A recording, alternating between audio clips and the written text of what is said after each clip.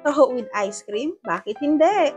Meron na naman yung bagong store dito sa SM Daet. At dahil curious tayo, try natin to. Ano daw? Ito na nga, may kamit up kaming client ni Habi sa SM at nadaanan namin itong bagong store dito sa ground floor. At dahil nga bago, na-curious tayo at trinay natin bumili. Ito ang Taho Story. Kitang-kita sa ground floor ang stall nila. May iba't ibang flavor pero ang trinay ko ay yung caramel. Siyempre, paborito. Hindi fan ng taho si Habi kaya ako lang ang bumili. In fairness naman sa lasa, pwede ko na talagang paghaluin ng taho at ice cream. Tapos gusto ko pa yung maliliit na sago na niligay nila. Hindi nga ito masyadong katamisan kaya perfect lang talaga yung blend ng mga flavors.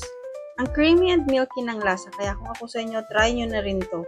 Oh, na-try ko na. Kayo naman.